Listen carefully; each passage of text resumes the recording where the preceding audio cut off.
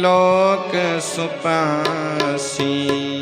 जो आनंद सिंधु सुख राशि, सी करते त्रे लोक सुपासी। जो आनंद सो सुख धाम नाम असनामा। सो सुख धाम राम असनामा। अखिल लोक दायक विश्राम। अखिल लोक रायक विश्राम। जो आनंद, जो आनंद की राशि है, जो सुख के धाम है, वो है श्री राम। बिना राम के आराम नहीं है। जब तक जीव राम में ना लुब्ध हो जाए तब तक आराम नहीं है। आराम विश्राम कब है? बोले जब राम है। जब राम ही न आए विश्राम फिर कहाँ है? सुख का दूसरा प्रायवाची है राम। जीवन संसार में जितने भी लोग हैं सब राम को चाहते हैं, चाहे वो कितना भी बड़ा नास्तिक हो। राम अर्थात सुख। सुख की कामना कौन नहीं करता है? सब चाहते हैं कि हम सुखी हो जाएं। तो वो सुख को चाहता है और वो राम को ही चाहता है। दूसरे भैया का नाम है भरत। विश्व भरण पोषण कर जोई, ताकर नाम भरत अस होई। जो विश्व को भर दे, किस चीज से भर दे? बोले जो राम जी की भक्ति से भर दे वही तो है भरत। भरत जी ना होते तो राम जी का प्रेम प्रकट नहीं होता।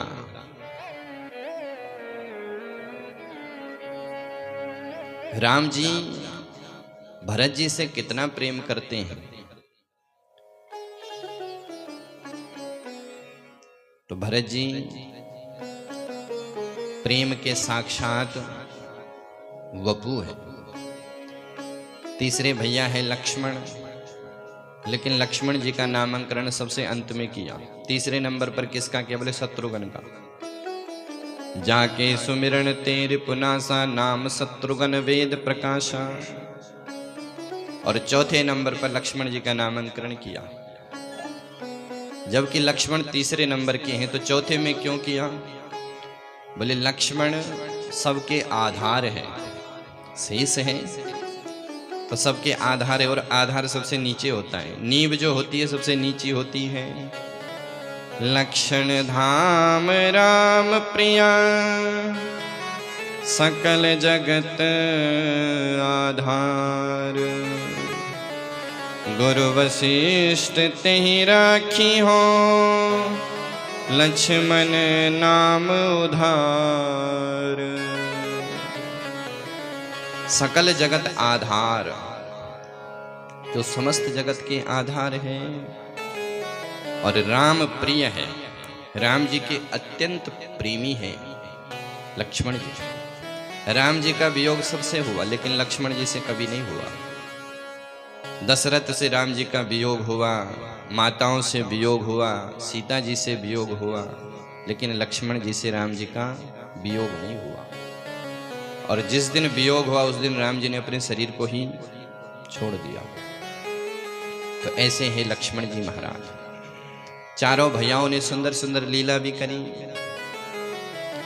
जैसी लीला कन्हैया की है ऐसी लीला राम जी की भी है। गोस्वामी तुलसीदास जी कहते हैं कि एक बार कौशल्या मैया ने राम जी का सुंदर श्रृंगार किया और श्रृंगार करके पलना में पौड़ा दिया। एक बार जननी अनुहाई, एक बार जननी अनुहाई। करी श्रृंगार पल ना पौड़ावे, करी श्रृंगार पल ना पोड़ावे, एक बार जननी अनुहाए। एक बार कौशल्या ने ठाकुर जी का सुंदर श्रृंगार किया और श्रृंगार करके पलना में सुला दिया और भोजन बनाने के लिए चली पड़ी। आप गई जहां पाक बनावा, भोजन बनाया, सुंदर भोग, रंगनाथ उनके इष्ट देव हैं, उनके लिए भोग अर्पित किया। और जैसे मंदिर में भोग लगाया और भोग लगा करके पुनः पर्दा लगाया, बाहर आई और भोग उठाने के लिए जा रही थी तो भगवान राम को देखा कि वो तो वहां पर मंदिर में भोग खा रहे हैं बढ़िया। कौशल्या को लगा कि अभी तो मैंने पलने में सुलाया, अभी यहां कहां से आ गए। तो भीतर गई, पलने में देखा तो भगवान सोए, मंदिर में आए तो उधर भोग खा रहे हैं। यहाँ हुआ दुई बालक देखा, मति भ्रम जाई के आन विषय का। 3-4 बार जब इधर उधर हुई तो कौशल्या को लगा कि मेरी मति का भ्रम है कि ये साक्षात है। जब बाद में पता चला कि ये तो साक्षात भगवान है तो कौशल्या डर गई और भगवान सोते सोते मुस्कुरा पड़े।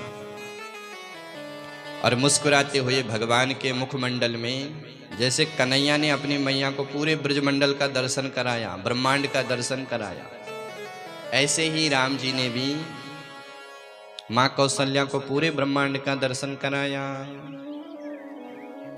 दिखरावा मातई निज अद्भुत रूप अखंड, रोम रोम प्रति लागे कोटि कोटि ब्रह्मांड। करोड़ों करोड़ों ब्रह्मांड के दर्शन कराए। ऐसी लीला राम जी की हुई। एक बार राजा दशरथ भोजन कर रहे थे। राजा दशरथ का एक नियम है कि राम जी के साथ में भोजन करते हैं, साथ साथ में। राम जी गोद में हैं और भोजन स्वयं भी करते, राम जी को भी कराते। राजा दशरथ राम जी से बहुत प्रेम करते थे। इतना प्रेम था कि जल बिनु मीन, जैसे जल के बिना मछली नहीं रह सकती है, वैसे ही राजा दशरथ अपने पुत्र राम के बिना नहीं रह सकते हैं। तो भोजन करत बोल जब राजा, एक दिन भोजन का समय हुआ, राम जी तो मित्रों के साथ खेलने गए हैं। राजा दशरथ आवाज लगाते हैं, राम भोजन करने आओ, लेकिन नहीं आवत तज बाल समाजा। राम जी आते नहीं है। राजा दशरथ खूब पुकार रहे हैं राम जी को। भोजन करत बोले जब राजा, भोजन करत बोले जब राजा, नहीं आवत तजे बाल समाजा। नहीं आवत तजे बाल समाजा। भोजन करत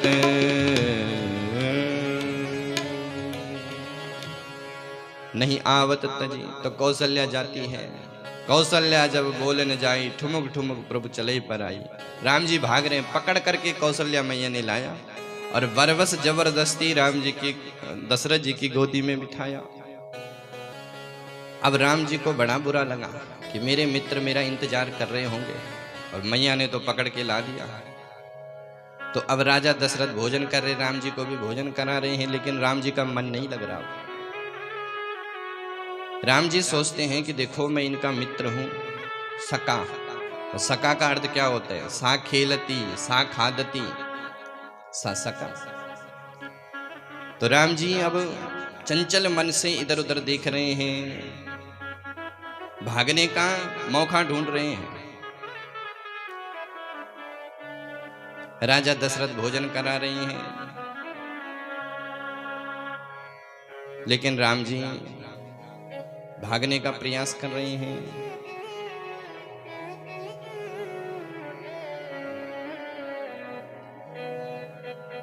भाज चले किलकत मुख, भोजन करत बोल रब राजा। राजा दशरथ ने जैसे ही स्वयं को ग्रास डाला तो इतने में राम जी को मिल गया मौका और राम जी किलकत मुख किलकारी मार करके भाग पड़े। तो ऐसे राम जी की बड़ी सुंदर सुंदर लीलाएं हैं। एक दिन महाराज विश्वामित्र जी आए। विश्वामित्र जी ने राजा दशरथ से राम लक्ष्मण को मांगा। राम लक्ष्मण विश्वामित्र के यज्ञ को पूर्ण किए। एक दिन महाराज मिथिलापुर से एक निमंत्रण आया।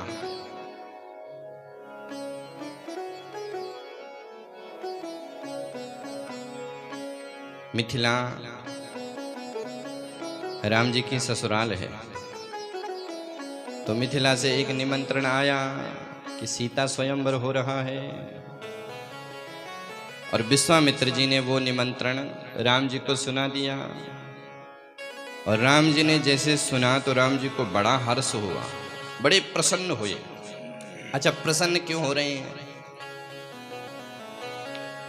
बोले मिथिला राम जी की ससुराल है और राम जी जानते कि मेरी होने वाली ससुराल है मिथिला। और विवाह से पहले महाराज ससुराल बड़ी अच्छी लगती है, विवाह के बाद भले थोड़ा फीकी लगने लगे, पर विवाह से पहले लोग ससुराल जाने का मौका ढूंढते हैं अपनी ससुराल। तो राम जी ने जैसे सुना कि मिथिला में धनुष यज्ञ हो रहा है, धनुष यज्ञ सुनी रघुकुल नाथा, धनुष यज्ञ सुनी रघुकुल नाथा, धनुष यज्ञ सुनी रघुकुल नाथा, धनुष यज्ञ सुनी रघुकुल नाथा, हरसि चले मुनिवर के साता, हरसि चले मुनिवर के साता, हरसि चले मुनिवर के साता, हरसि चले मुनिवर के साता। हरसि चले, प्रसन्नता पूर्वक चल रहे हैं। चलते चलते मार्ग में एक आश्रम आया। आश्रम एक दीख मग माही, जीव जंतु तहाँ खग मृग नाही। एक ऐसा आश्रम था जहां पर जीव जंतु की क्या कहें, वहां पर कोई पशु पक्षी भी नहीं थे, बिल्कुल खंडर आश्रम। उस आश्रम के बाहर एक शिला थी। गुरुजी तो आगे आगे चल पड़े, पर राम जी ने देख लिया। देखी राम शिला प्रभु देखी, राम जी ने देखा तो विश्वामित्र जी से पूछा कि गुरुदेव ये शिला कौन है?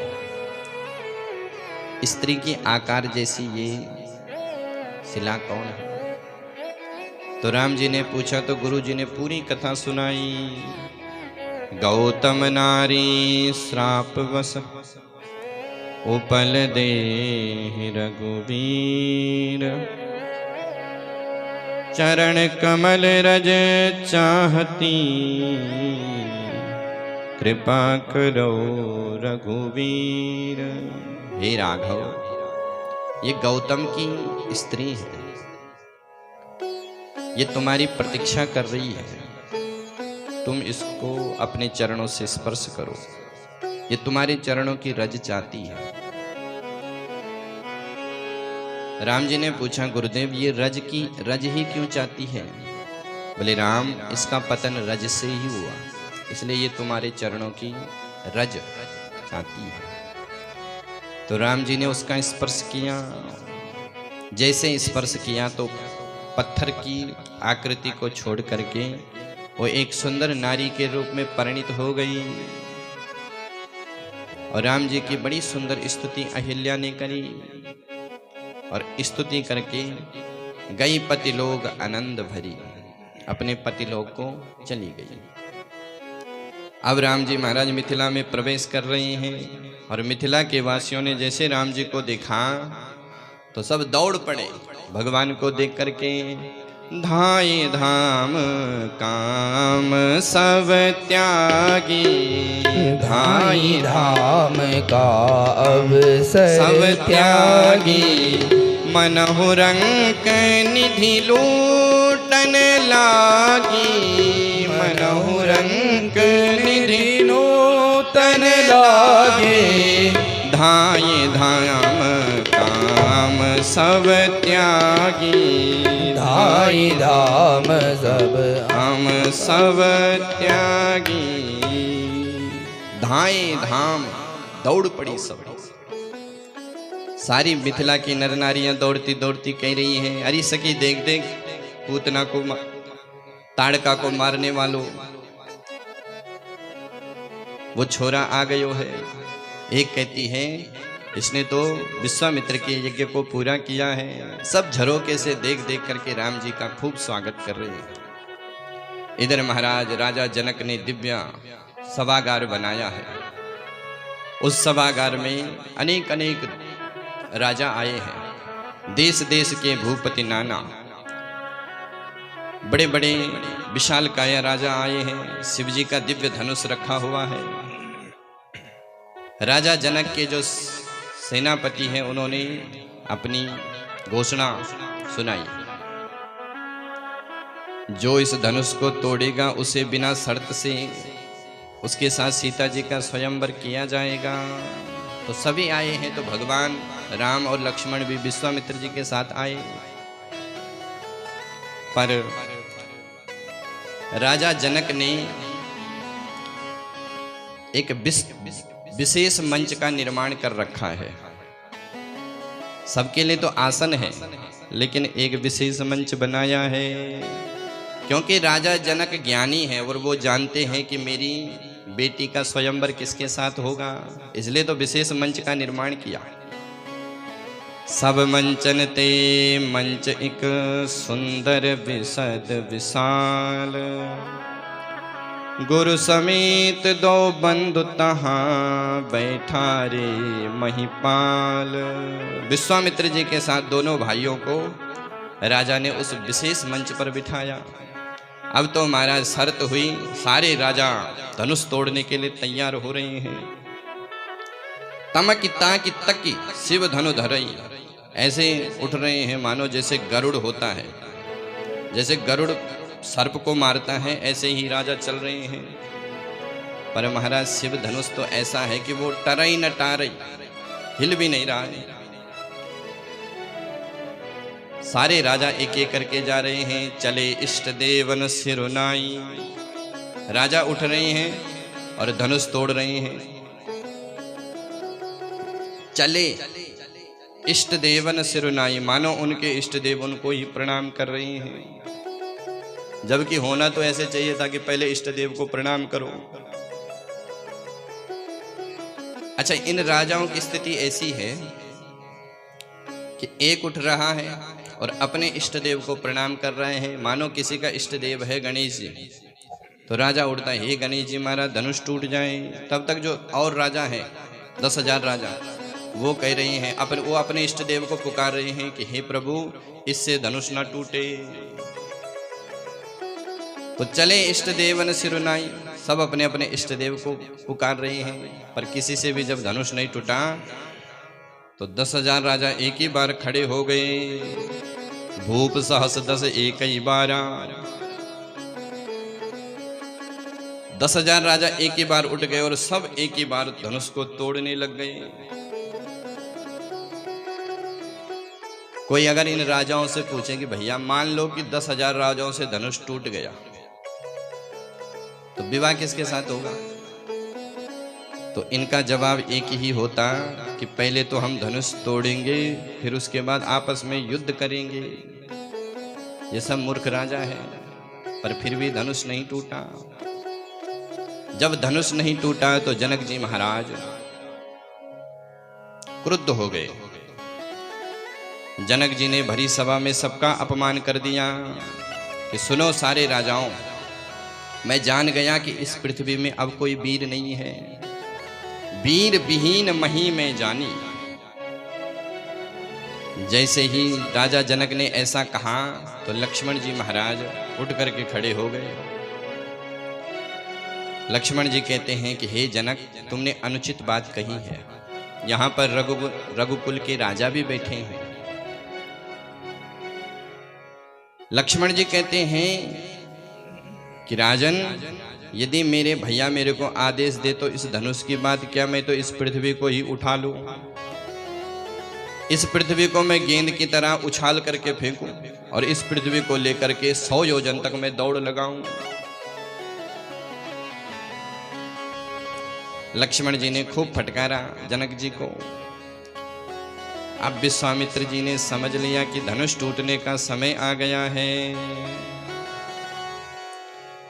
विश्वामित्र समय शुभ जानी। अच्छा, विश्वामित्र जी ने पहले आदेश क्यों नहीं दिया? पहले ही कह देते कि राम जाओ धनुष तोड़ो। पर विश्वामित्र जी समय का इंतजार कर रहे थे, क्योंकि बिना समय के कोई कार्य नहीं होता है। तो विश्वामित्र जी समझ गए कि अब स्वयं जब काल बोल रहे हैं, समय कौन है? बोले लक्ष्मण। अब समय स्वयं बोल रहा है लक्ष्मण, तो अब धनुष टूटने का शुभ समय आ गया। उसी समय विश्वामित्र जी ने राम जी को आदेश दे दिया, उठाओ राम भंजाओ भाव चापा।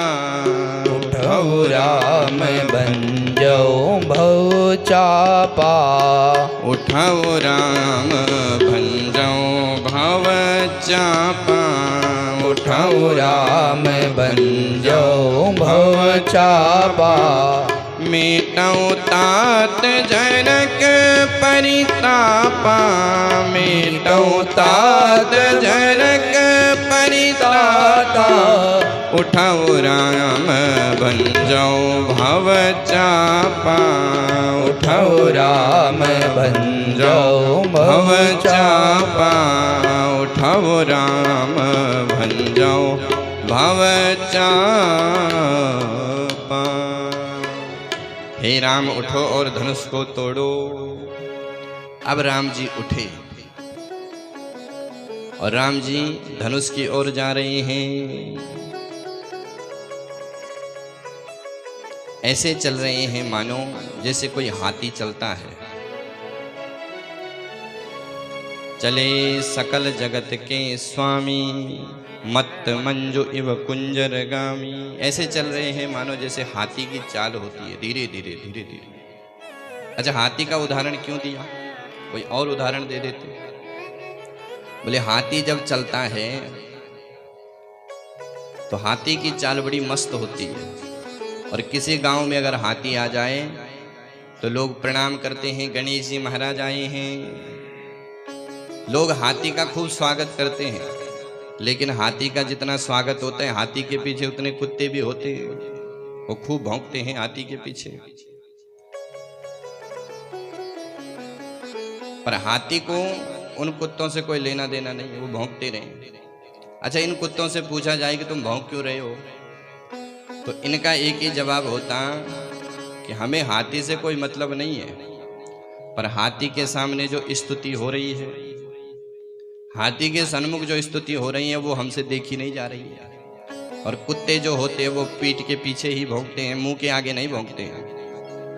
मुंह के आगे उनके भौंकने की सामर्थ्य नहीं होती है, वो तो पीठ पीछे खूब भौंकते हैं। तो चले सकल जगत के स्वामी, मत मंजु इव कुंजर गामी। और तिहि क्षण राम मध्य धनु तोड़ा। उसी समय राम जी ने धनुष को तोड़ा, जानकी जी से नाता जोड़ा। राम जी महाराज का धूमधाम से विवाह हुआ, पुनः अपनी अवध में आए, 11 वर्ष तक रहे। फिर एक दिन कैकेयी ने राजा दशरथ से 2 वरदान मांगे। पहले वरदान में भरत जी को राज्य, और दूसरे वरदान में राम जी को 14 वर्ष का वनवास। राम जी को जैसे पता चला कि मुझे वनवास हुआ है, तो राम जी बड़े प्रसन्न हुए। राम जी का इतना दिव्य आदर्श है कि राम जी को राज्य मिल रहा है तो कोई हर्ष नहीं, और वन मिल गया तो कोई गम नहीं। ये राम जी का आदर्श है। शाम को कहा कि राम जी कल तो तुम्हें चक्रवर्ती सम्राट की गद्दी मिलेगी, और प्रातःकाल पता चला बोले अब गद्दी नहीं, अब तो बन जाओ। पर राम जी का दोनों स्थिति में समान है। हम लोग महाराज अगर सरपंच के 2 वोट से रह जाए तो 10 दिन तक नींद नहीं आती है। 2 वोट मिल जाते तो हम तो सरपंच बन जाते। पर चक्रवर्ती की गद्दी मिल रही थी, और ऐसी वैसी वो गद्दी नहीं है, सुरेप सित राज्य लक्ष्मी। देवराज इंद्र जब दशरथ के उस वैभव को देखते हैं तो उनको लज्जा आ जाती कि मेरा स्वर्ग भी इस वैभव के समान नहीं है। ऐसी वो राज्य लक्ष्मी थी, लेकिन त्यक्त्वा सुदुस्तेज सुरेप्सित राज्य लक्ष्मी, उस राज्य लक्ष्मी का त्याग किया। कैसे बोले? तिनके के समान। राम जी कौशल्या मैया से आज्ञा लेने के लिए गए।